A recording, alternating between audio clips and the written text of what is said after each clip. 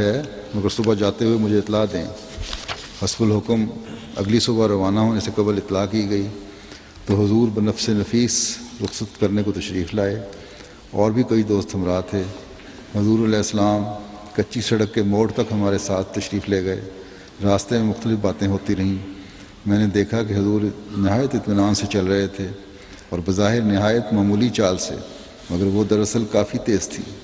اکثر خدام کو کوشش کر کے ساتھ دینا پڑتا تھا، بچے تو بھاگ کر شامل ہوتے تھے۔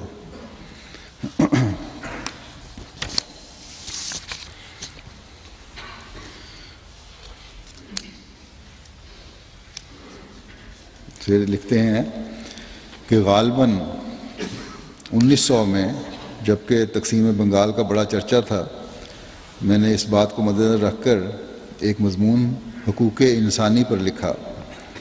حضور علیہ السلام بغاوت کو بالکل پسند نہ فرماتے تھے اور اپنی جماعت کو بھی وفادار رہنے کی ہدایت فرماتے رہتے تھے۔ ان احکامات کی روشنی میں نے مضمون لکھ کر حضور کی خدمت میں بھیجا کہ اگر حضور علیہ السلام پسند فرماویں تو اس مضمون کو اخبار میں اشاعت کے لیے بھجوا دیں۔ چنانچہ اسے حضور نے البدر میں شائع کروا دیا۔ یہ آج کل کے حالات میں بھی جو بعض ملکوں میں ہیں یہ یاد رکھنا چاہیے کہ بغاوت کو حضرت نے پسند نہیں فرمایا، بلکہ اس کے حق میں جو مضمون آیا، بغاوت کے خلاف جو مضمون آیا، اس کو شائع فرمایا۔ پھر لکھتے ہیں کہ ایک دفعہ بعد نماز مغرب حضور شاہ نشین پر بیٹھے تھے۔ کسی دوست نے عرض کی کہ تحصیلدار صاحب علاقہ صبح مینارے کی تعمیر کے سلسلے میں موقع دیکھنے کے لیے آ رہے ہیں۔ حضور علیہ السلام منارۃ المسیح بنوانا چاہتے تھے، اس بننے سے پہلے کا واقعہ ہے، مگر قادیان کے ہندو اور وغیرہ اس کی مخالفت کر رہے تھے، اور انہوں نے سرکار میں درخواست دی ہوئی تھی کہ مینارہ بنانے کی اجازت نہ دی جاوے۔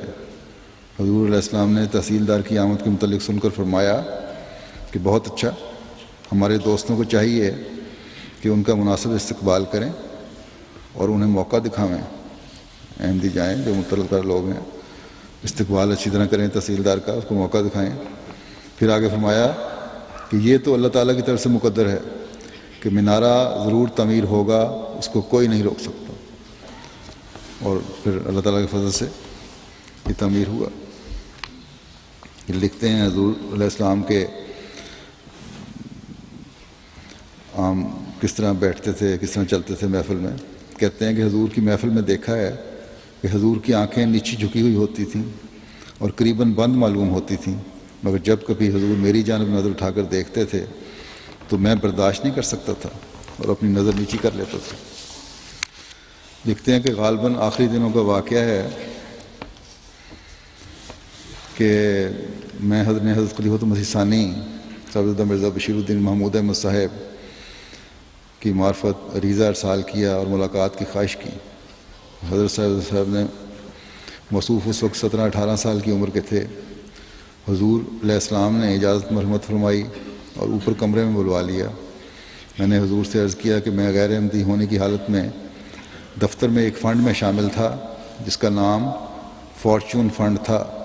15-16 آدمی تھے، 8 آنے ماہوار چندہ لیا جاتا تھا، فراہم شدہ رقم سے لاٹری ڈالی جاتی تھی اور منافع تقسیم کر لیا جاتا تھا۔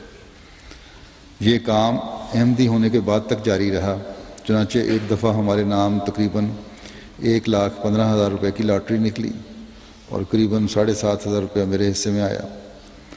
مجھے خیال ہوا کہ اب پوچھ رہے ہیں کہ مجھے خیال ہوا اب احمدی ہونے کے بعد کہ کیا یہ امر جائز بھی ہے؟ حضور سے دریافت کرنے پر جواب ملا کہ یہ جائز نہیں، یہ لاٹری وغیرہ کا طریقہ جو ہے، اس رقم کو اشاعت اسلام وغیرہ پر خرچ کر دینا چاہیے کیونکہ اللہ تعالیٰ کے لیے کوئی چیز حرام نہیں۔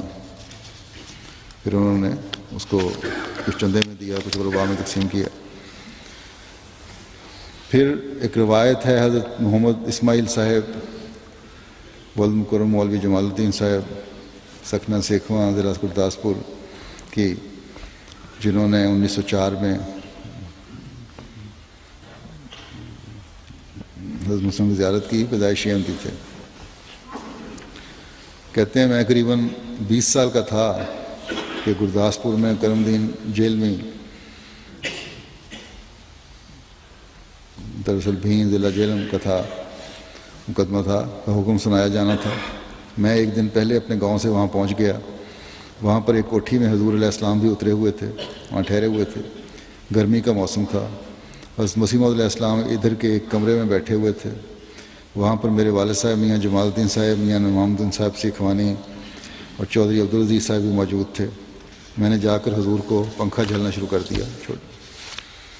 حضور نے میری طرف دیکھا اور میرے والد میاں جمال الدین صاحب کی طرف اشارہ کر کے مسکرا کر فرمایا کہ میاں اسماعیل نے بھی آ کر ثواب میں سے حصہ لے لیا ہے۔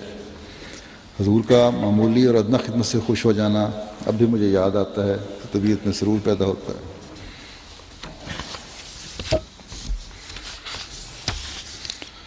محمد اکبر صاحب ولد اخوان رحیم بخش صاحب، قوم پٹھان اگلزئی، سکنہ ڈیرہ غازی خان، لکھتے ہیں کہ خاکسار کے والد صاحب کے چچا اخوان امیر بخش خان ضلع مظفر گڑھ میں سب انسپکٹر پولیس تھے۔ خاکسار کے احمدی ہو جانے کے بعد وہ پینشن پا کر اپنے گھر ڈیرہ غازی خان آ گئے۔ ان دنوں جماعت احمدیہ ڈیرہ غازی خان کے سرکردہ مولوی عزیز بخش صاحب بی اے تھے، جو مولوی محمد علی صاحب امیر پیغامیوں کے جو امیر تھے بعد میں بنے کہ بڑے بھائی تھے مولوی عزیز بخش صاحب۔ وہ اس وقت ڈیرہ غازی خان میں سرکاری ملازم تھے۔ جس محلے میں وہ رہتے تھے وہاں ایک مسجد تھی جو ویران پڑی رہتی تھی مسجد۔ جماعت احمدیہ نے اسے مرمت وغیرہ کر کے آباد کیا اور اس میں نماز پڑھنی شروع کر دی۔ ایک غیر احمدی مولوی فضل الحق نامی نے اس محلے میں آ کر کرایہ کے مکان میں رہائش اختیار کی اور محلے کے لوگوں کو اکسایا۔ یہ اس وقت بھی وہی کام ہوتا تھا، آج بھی وہی کام ہو رہا ہے کہ احمدیوں کو اس مسجد سے نکالنا چاہیے، اور اس مسجد میں چند طلباء جمع کر کے ان کو پڑھانا شروع کر دیا۔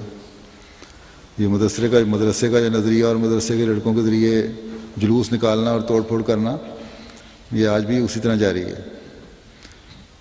اور کہتے ہیں کہ طلباء کو جمع کر کے ان کو پڑھانا شروع کر دیا، اور نماز کے وقت وہ اپنی جماعت علیحدہ کرانے لگا اور مسجد میں وعظوں کا بھی سلسلہ شروع کر دیا۔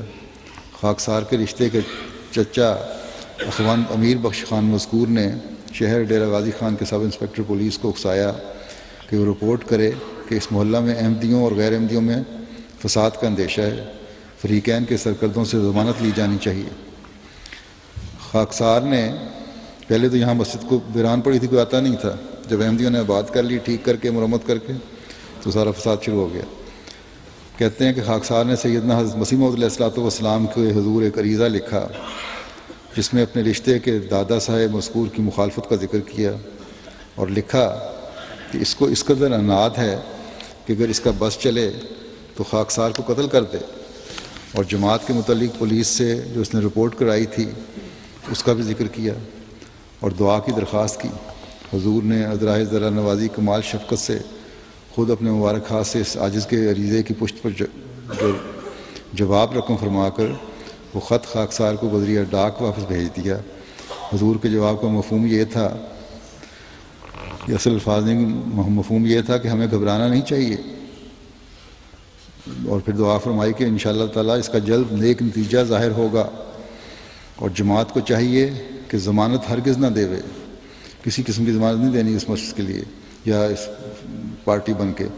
اگر مسجد چھوڑنی پڑے تو چھوڑ دی جاوے، اور کسی احمدی کے مکان پر باجماعت نماز کا انتظام کر لیا جاوے، مگر جماعت کے کسی فرد کو ضمانت ہرگز نہیں دینی چاہیے۔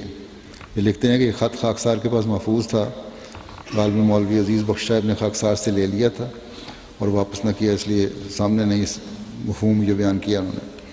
وہ کہتے ہیں کہ حضور کے اس جواب کے آنے کے تھوڑے دنوں کے بعد اس عاجز کے دادا مذکور بیمار ہو گئے اور چند دن بیمار رہ کر وفات ہو گئے۔ جو رپورٹ سب انسپکٹر پولیس نے کی تھی وہ سپرنٹینڈنٹ صاحب پولیس نے صاحب ڈپٹی کمشنر بہادر کے پاس بامراد انتظام مناسب بھیج دی۔ ڈپٹی کمشنر صاحب نے ایک مسلمان ای ایس سی کو مقرر فرمایا کہ وہ احمدیوں اور غیر احمدیوں میں مصالحت کرا دیں، چنانچہ وہ کئی ماہ مسلسل کوشش کرتا رہا کہ مصالحت ہو جائے، مگر کامیابی نہ ہوئی۔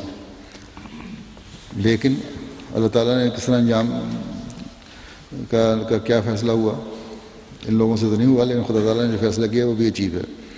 آخر دریائے سندھ کی طغیانی سے وہ شہر کا وہ حصہ شہر کا غرق ہو گیا۔ سیلاب آیا دریائے سندھ میں اور وہ شہر کا حصہ ہی غرق ہو گیا جس میں مسجد تھی، اور مسجد گر گئی، اور بعد ازاں سارا شہر ہی دریا برد ہو گیا، اور نیا شہر آباد کیا گیا جس میں جماعت احمدیہ نے اپنی نئی مسجد تعمیر کرائی۔ اور جہاں تک خاکسار کا خیال ہے، نئے شہر میں سب سے پہلے جو مسجد تعمیر کی گئی وہ احمدیوں کی تھی۔